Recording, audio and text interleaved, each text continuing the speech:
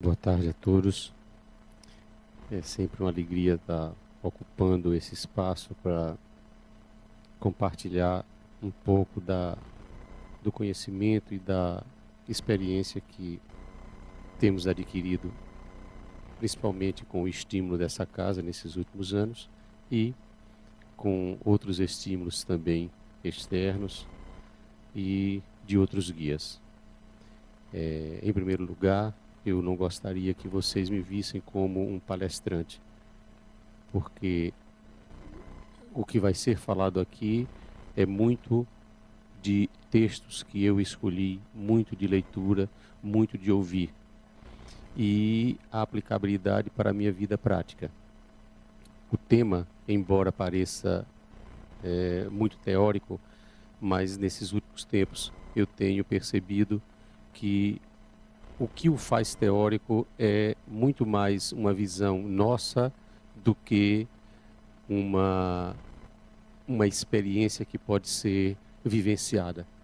E aí, essa é a minha pretensão, de passar para vocês, nesses próximos 40, 45 minutos,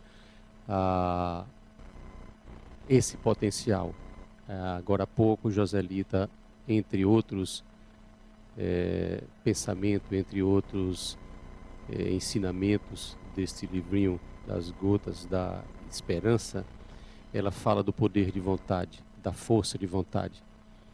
Não é nenhum atributo de eleitos, é inerente a cada um.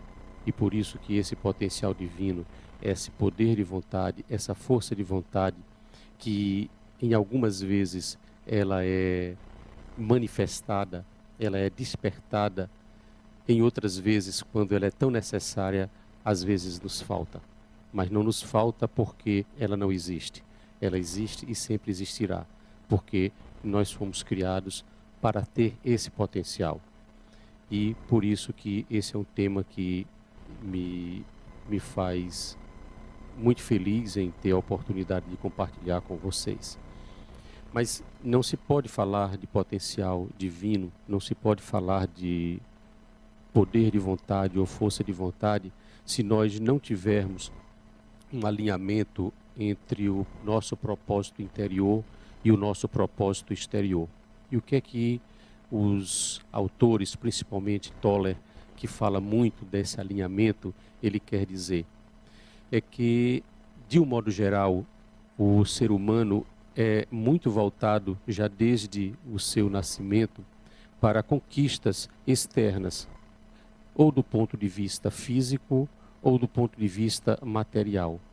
E essas conquistas externas, o próprio sistema se encarrega de exacerbá-la, se encarrega de torná-la mais firme, e nós nos tornamos quase que dependentes, porque sempre alguém está dizendo que nós devemos prosperar.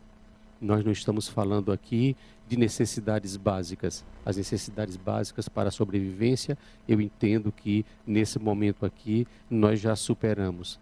Nós não estamos passando fome, nós não estamos passando frio. Nós temos outras necessidades.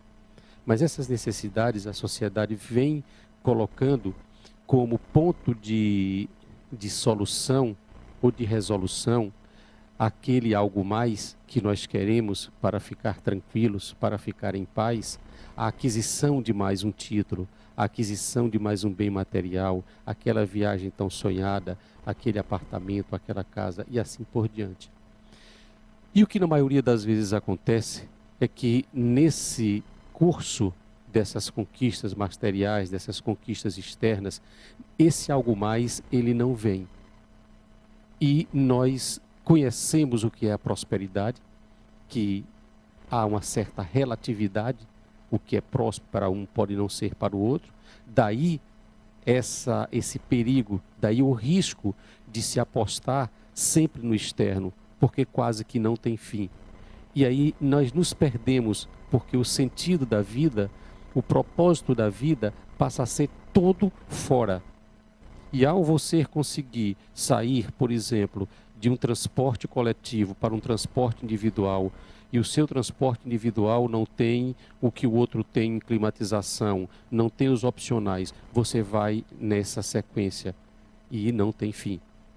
Da mesma forma, as suas condições de moradia, as condições de lazer. E não há, em nenhum momento, um alinhamento desse propósito exterior com o propósito interior, porque pouco é falado, pouco é explorado o propósito interior.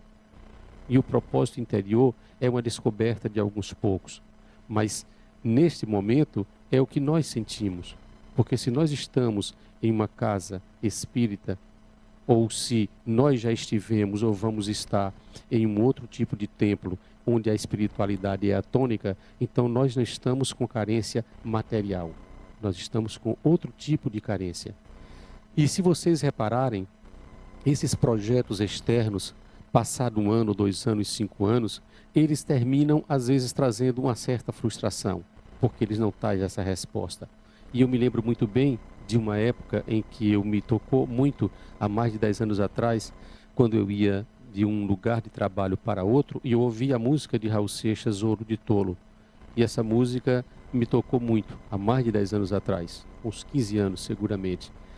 E acho que todos devem lembrar da música. A música diz mais ou menos assim: eu devia estar contente porque eu tenho um emprego, eu ganho tantos mil cruzeiros por mês. Aí eu devia estar feliz e orgulhoso porque eu tenho um carrão. Vocês lembram dessa música?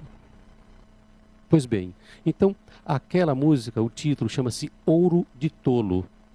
E naquele momento eu vi que eu estava doente. E eu tinha uma doença.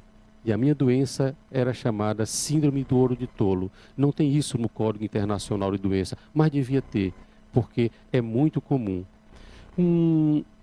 Há uns 5 anos atrás, eu ouvi essa mesma música, já em um outro lugar, saindo para o trabalho, cedo da manhã, e enchi meus olhos de lágrima.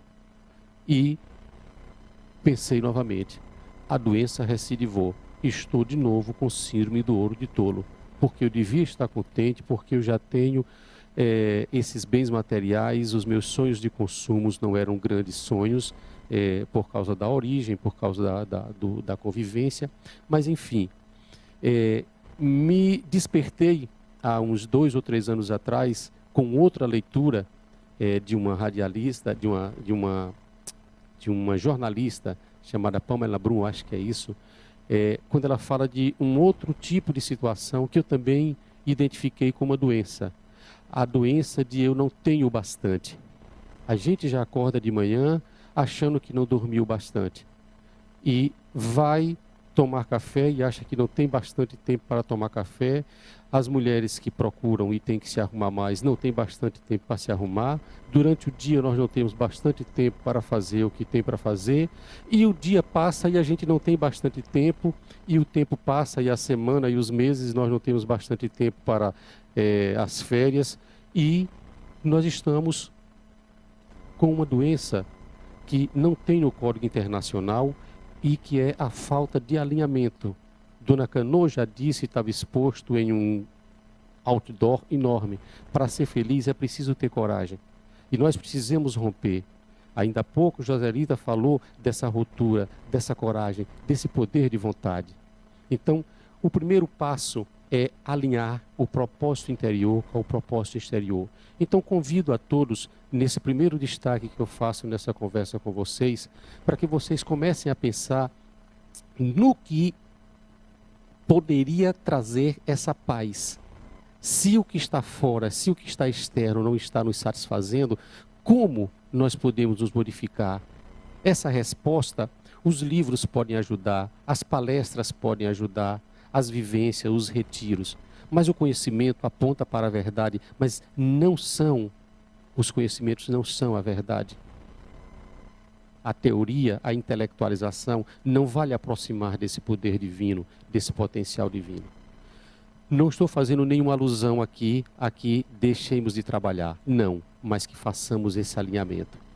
Mas como o apelo ao corpo é tão grande, é possível que ainda no alinhamento desse propósito interior com o propósito exterior, persista essa preocupação com a prosperidade. A identificação com o corpo é muito grande.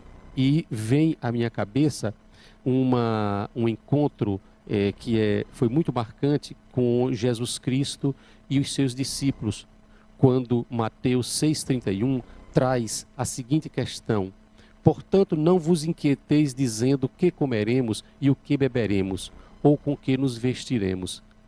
Essa interpretação dessa frase está no livro Intérprete de Deus de Adenauer Novaes, onde ele diz, eu vou me permitir a ler: não se trata de viver de uma forma irresponsável, mas de entender que a vida é mais do que cuidados com o corpo físico.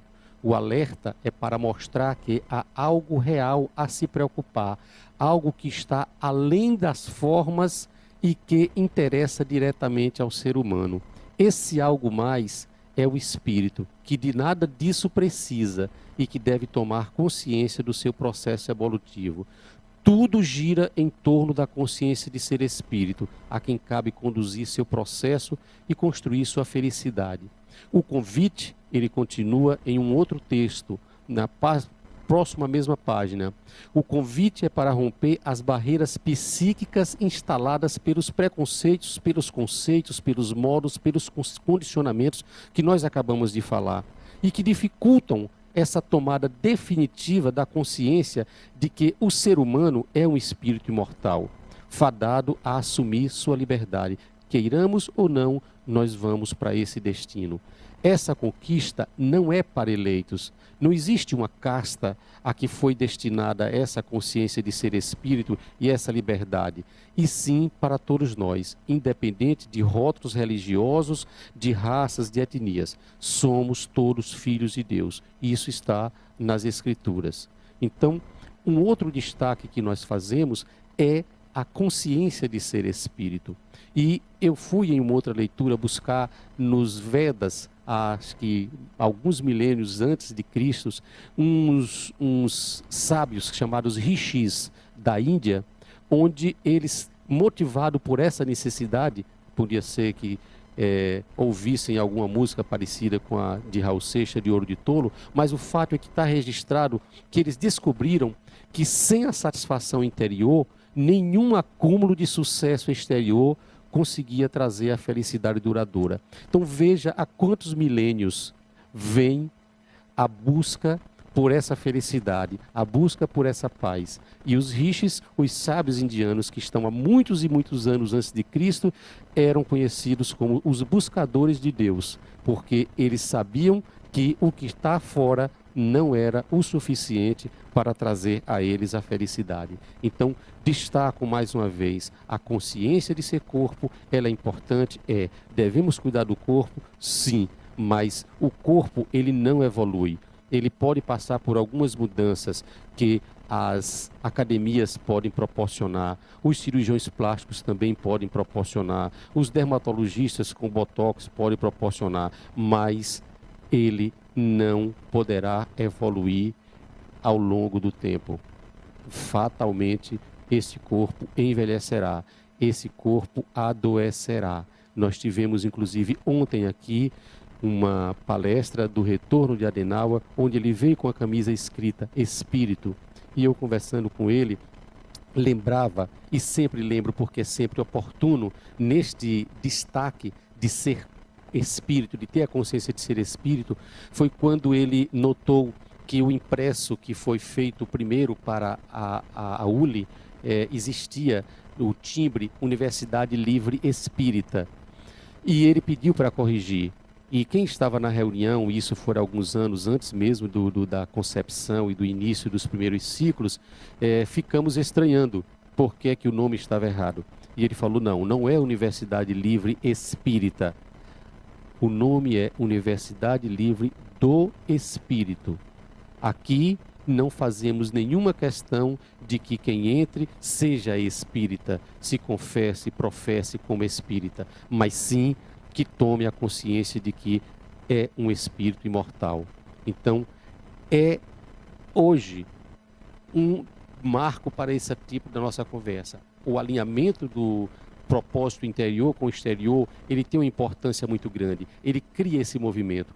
Mas se nós não tivermos, se nós não cultivarmos, se nós não experimentarmos, se nós não treinarmos essa consciência de ser espírito, nós vamos ficar sempre presos ao corpo, porque o apelo ao corpo é muito forte. E que força é essa? que nos impulsiona, a despeito de todo esse sofrimento, a despeito de todo esse apelo, em uma sexta-feira, no final da tarde? Que força é essa que nos traz a uma casa espírita, onde só é oferecido essa relação espiritual? Essa força, em um outro autor que não é considerado santo, Scott Peck, que escreveu A Trilha Menos Percorrida, ele fala que essa força é o amor. Embora o amor não possa ser definido, embora o amor não possa ser dito de onde vem essa força que faz a gente querer evoluir, mas para explicar o milagre da graça, o milagre da evolução, o milagre da existência desse amor, ou nós vivenciamos a existência de Deus, ou nós vamos cair em um vazio.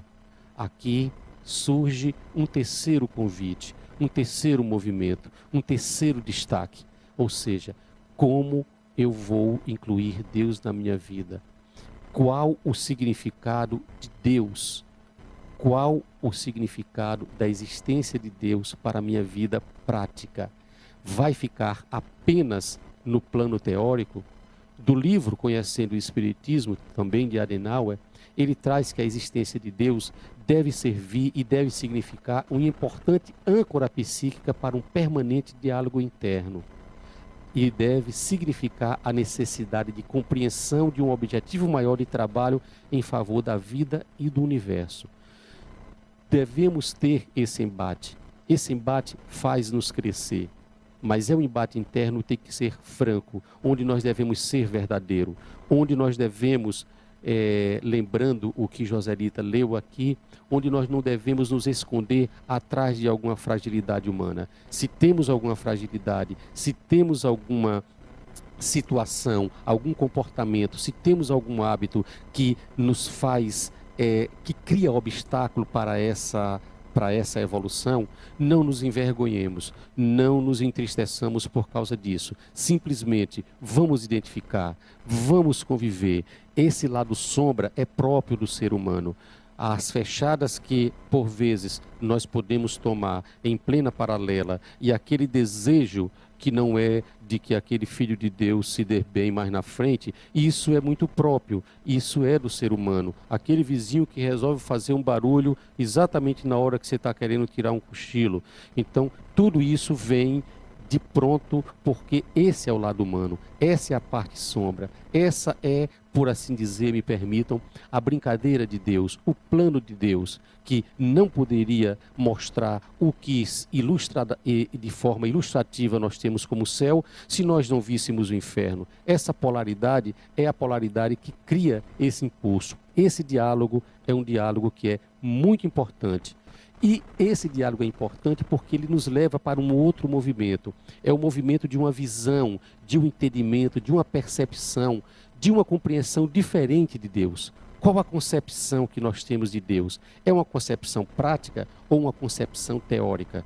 Porque se for teórica, nós vamos cair em um outro texto de um guru que nós respeitamos muito, e ontem foi citado aqui pelo próprio Adenauer, que falava da questão da visão que ele tinha de Jesus Cristo quando mais jovem, e que ele modificou essa visão quando começou a ler as obras de Paramahansa Yogananda.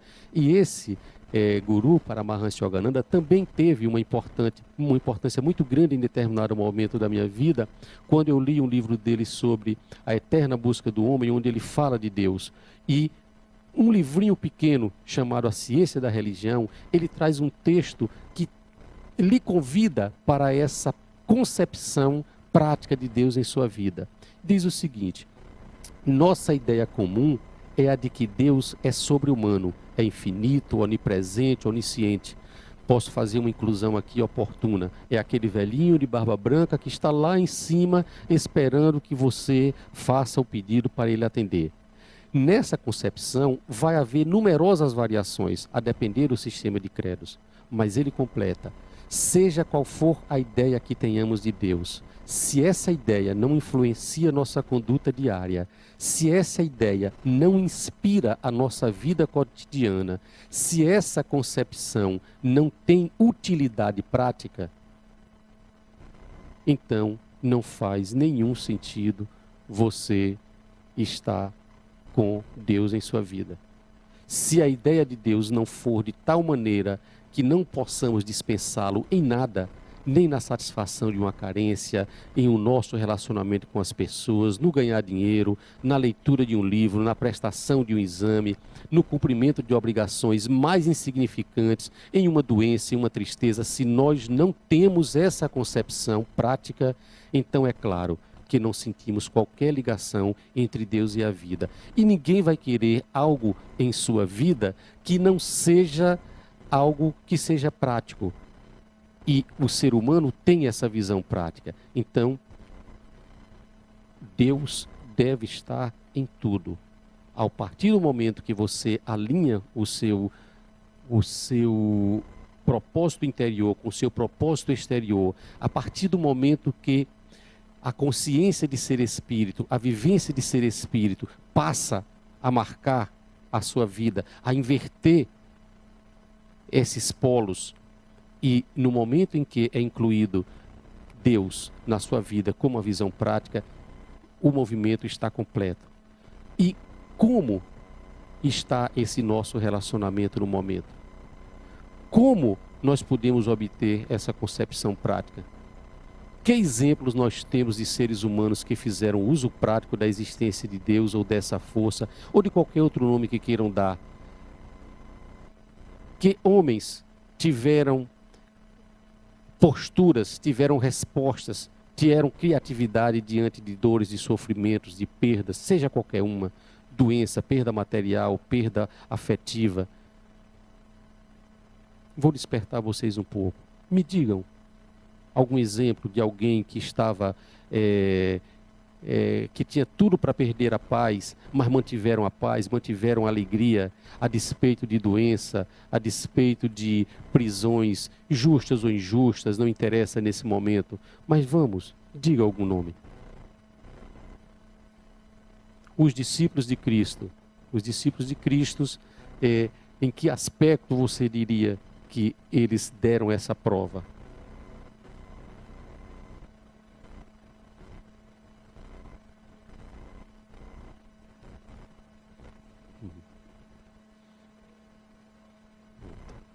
Ok, então um bom exemplo, a reação, a hostilização e nem por isso o milindre, ao contrário, muito mais força para poder continuar. Vamos lembrar de nomes que estiveram doentes, que tiveram doença e assim mesmo continuaram suas obras, pessoas que foram presas, pessoas que foram queimadas, pessoas que foram assassinadas. Irmã Dulce, acho que vocês sabem, tinha uma doença pulmonar obstrutiva crônica. Essa doença pulmonar obstrutiva crônica fazia com que a irmã Dulce não tivesse condições de dormir inteiramente deitada. Ela tinha que ficar recostada porque ela tinha dificuldade de respirar. E às vezes nós nos incomodamos com o travesseiro que não está bom, a cama que não está boa, e a gente às vezes fica chateado porque uma noite não dormiu bem. E no entanto, a pessoa que foi citada, esse ser humano, ela tinha um outro sentido, ela dava uma outra conotação a isso que nós chamamos de sofrimento e continuava a vida. Que outro nome? Chico Xavier. Peixinho aqui, nesse mesmo palco, lembrou que Chico Xavier, depois das inúmeras intervenções médicas que fez para olho, para outras operações, ao se indagar se ele estava bem ou se ele estava mal, ele dizia que estava bem. E o pessoal estranhava, porque tinha conhecimento das limitações, das dores que ele tinha. E perguntava para ele, mas Chico, você não operou? Chico, mas você não está com problema no olho? E ele respondia, sim, tô, mas está doendo? Tá. Sim, mas como é que você está? Não, mas eu estou bem. Então, a doença não estava na frente, a doença estava ao lado, a doença estava com ele. Ele não era doente, ele podia até estar com o corpo doente, que foi o grande depoimento ontem aqui de Adenauer, que todos vocês sabem, porque ele tornou aqui mais público e contou detalhes do acidente vascular cerebral que ele teve. Esteve internado. E aqui estava, nessa cadeira, mas estava em pé, dando o depoimento de todo o processo pelo qual passou. E como encarou todo esse processo de UTI, de tomografias, etc, etc, etc. Então, nomes tem, nomes conhecidos. Eu poderia botar aqui mais Mandela, que passou 26 anos na cadeia. E às vezes a gente, quando fica em casa durante um final de semana, acha-se entediado. Se não tem algum lugar para viajar, não. Ou como é que eu vou passar esse carnaval inteiro em casa? Meu Deus, não tem para onde ir. E o Réveillon, não comprei nenhuma camisa nem nada. E vem um ser humano que não está rotulado como um santo e dá uma lição de controle, dá uma lição de poder de vontade, de força de vontade. Então, por que essas situações são diferentes para alguns seres humanos? Por que alguns se identificam com limitações, imperfeições, fragilidades, e por que outros se identificam com potencialidades e capacitação? E aí é um outro convite. O convite de identificarmos, baseado nessa relação diferenciada com Deus, com as nossas potencialidades. E aí nós poderíamos perguntar, e nós temos essas potencialidades? Temos. Não é privilégio de ninguém. É um atributo de cada ser humano que se identifique como ser espiritual. E como é que eu vou fazer isso? Nós temos que treinar tudo que nós conseguimos. É possível que o poder de vontade, de novo citado no livrinho, tenha motivado alguns de nós aqui para conseguir um título acadêmico, para conseguir passar em um vestibular, para conseguir um bem material, seja para facilitar nosso transporte nessa cidade, seja para nossa comodidade para morar. E às vezes são projetos, são planos que passam 1 ano, 2 anos, 5 anos, 10 anos, 15 anos, e aquele poder de vontade, aquela força de vontade para conseguir aquela viagem, aquele título, aquela promoção, aquele carro, aquela casa é realizado. E por que não podemos fazer esse mesmo investimento para nos sentirmos espírito, para cumprirmos ou experimentarmos o que é ser filho de Deus, o que é ser uma criação divina? E aí nós poderíamos, identificando com esses exemplos todos que nós acabamos de dar, e muito mais outros exemplos, que tem às vezes até pessoas que são anônimos, tem exemplos no nosso cotidiano de pessoas que não são conhecidas e que reagem de formas diferentes a essas situações consideradas de causadoras de sofrimento e que nos inveja. Então, onde está essa força? E nós mesmos, quando nos é conveniente, nós terminamos surpreendendo outras pessoas ou até nos surpreendendo em perdoar alguém que a gente tem ou compreender melhor alguém que a gente tem uma aproximação maior. E até vai em favor dessa pessoa ou em favor daquela situação para pedir compreensão para outro. Então, nós temos esse poder? Temos. Nós temos essa capacidade? Temos. Nós temos esse potencial? Temos. Nós só canalizamos, às vezes, quando é conveniente. Aí é onde está a descoberta, o despertar. Se eu tenho capacidade para fazer isso, é dito e historiado em alguns momentos que seres humanos, principalmente mães aflitas, conseguem salvar um filho de um animal feroz, saltando muros que não saltariam em outra situação, tendo intuições que não teria em outra situação. Então existe esse potencial, existe, que traz até força física diferenciada. Então você, ela está me mostrando aqui na página 109, você tem muita força escondida sem uso. É esse o potencial divino. É isso que todos esses outros seres humanos utilizaram e que às vezes é conveniente. É uma mãe que vai para o presídio e que abraça e que ama incondicionalmente um filho a despeito dele ter feito crimes hediondos. Então, esse é o potencial que nós deveremos buscar. E que se vamos apostar em sofrimento, nós só deveremos apostar ou vivenciar ou experimentar para crescer. O Djalma Argolo tem uma frase que eu vou me permitir a ler, também muito boa. Ele diz que a dor não redime, não salva, não paga dívidas morais, nem resgata erros destas nem de outras existências. A dor é apenas um sinal de que algo em nós está necessitando ser corrigido para que desapareça. O Sri Aurobindo, que é um guru indiano, vai mais além e diz o seguinte: contudo, não busque a dor, pois não é esta a vontade de Deus. E quanto ao sofrimento, ele virá seguramente para ti, tantas vezes quanto for necessário. Então suporta, supera, aprende com ele, vence-o, para que você possa ter o seu coração depurado e você consiga caminhar, consiga evoluir. Já o Eckhart Tolle diz que o sofrimento é necessário até que você se dê conta de que ele é desnecessário. Mas em determinado momento, ele é necessário. Quem não aprende no amor, aprende na dor. Então, a dor, ela pode vir e ela virá para nos ensinar. E aí onde está aquela velha frase de pegar o limão e transformar em uma limonada. Fazer sentido naquele sofrimento. O sentido que o Viktor Frankl fez no livro Em Busca de Sentido, quando ele fala dos presidiários, dos presos no campo de concentração, em que um grupo de presos fazia o seguinte questionamento.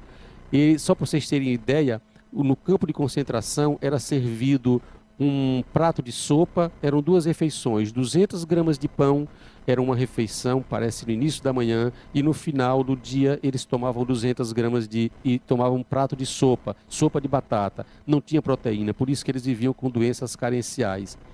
Mas o título do livro traz uma reflexão e um outro convite, que é de dar sentido ao sofrimento.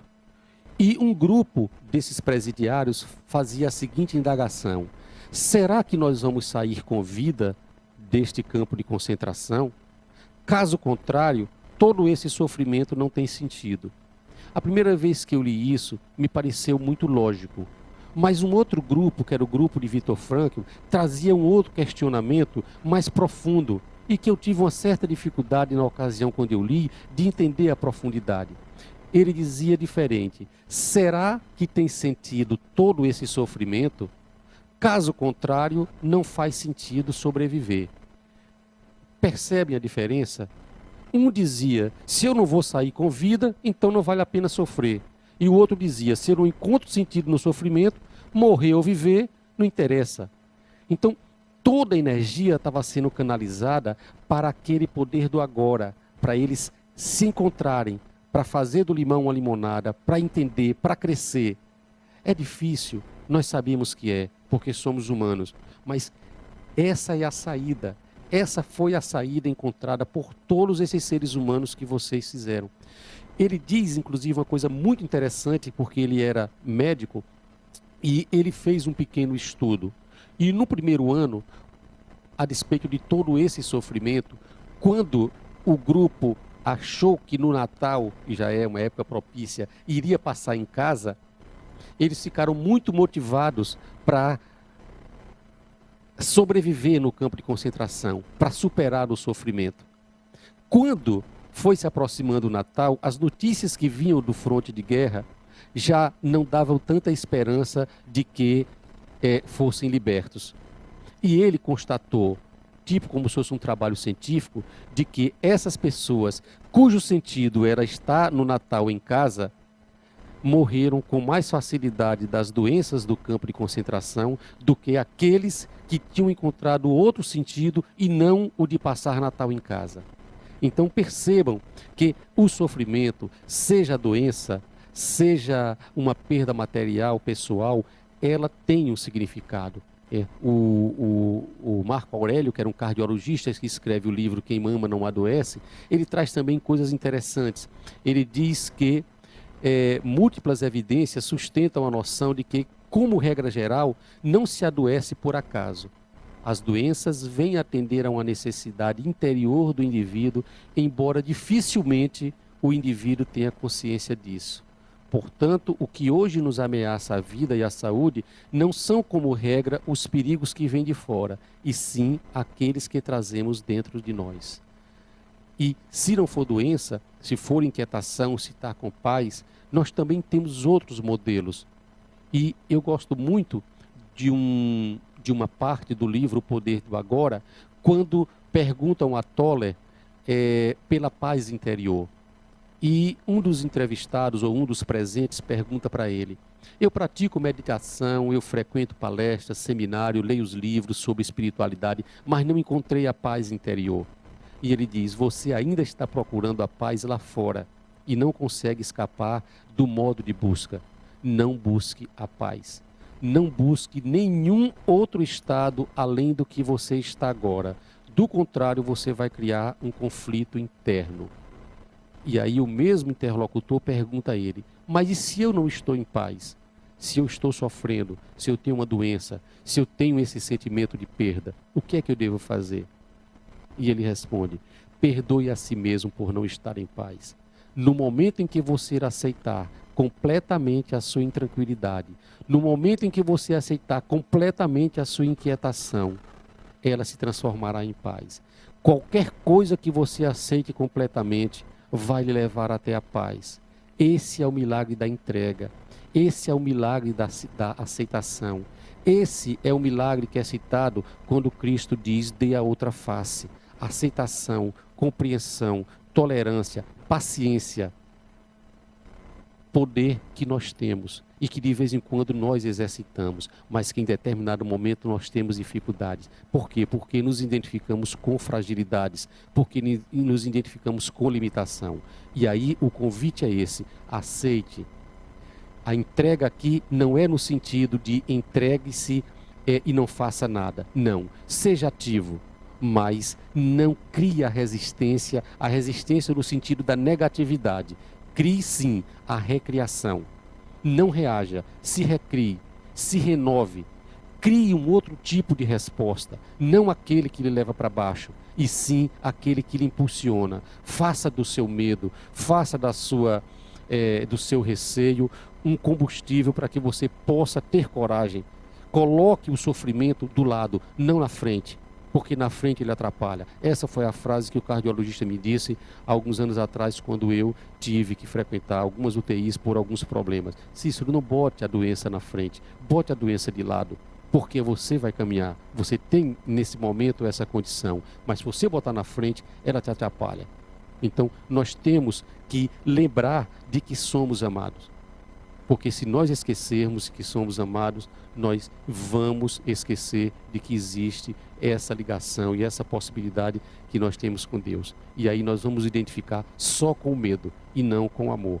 E não é essa a decisão, não é isso que o Criador espera, não é isso que todas essas pessoas que habitaram o mundo e que nos deram esses exemplos, esse modelo.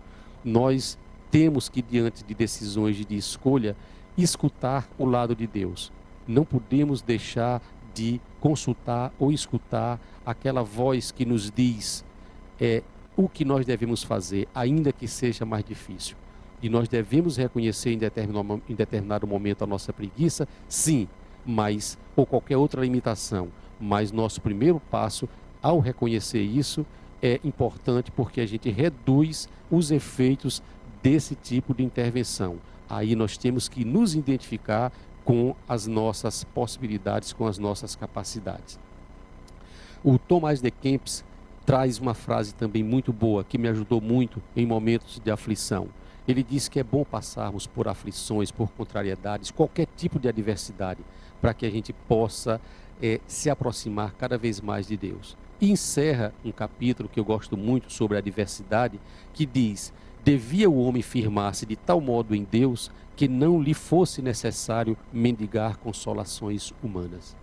Quando perguntaram a Gandhi que ele era uma pessoa excepcional e que por isso que ele tinha um comportamento diferente, ele respondeu, não concordando com quem fez a pergunta. E ele disse: é curioso como nós nos iludimos, imaginando que podemos melhorar o corpo, mas não podemos melhorar a alma. mas não é isso que toda pessoa tem latente em si? Será impossível multiplicar as exceções de modo a torná-las as regras? Ele se confessou um ser humano como outro qualquer, mas que tinha sim uma forte ligação com Deus e que fazia de Deus um modelo para a vida prática. E tem muitos outros exemplos. E no final existe um outro texto de Scott Peck, quando ele fala do que nós postulamos e o que nós refletimos sobre Deus. Eventualmente chegamos a uma única ideia: Deus deseja que nos transformemos nele. Essa é a ideia mais exigente da história da humanidade, mas ela é fato, ela é verdade. Ou nós acreditamos neste Deus que tem dentro de nós, ou nós vamos sempre esperar aquele velhinho de barba branca lá em cima para atender às nossas necessidades.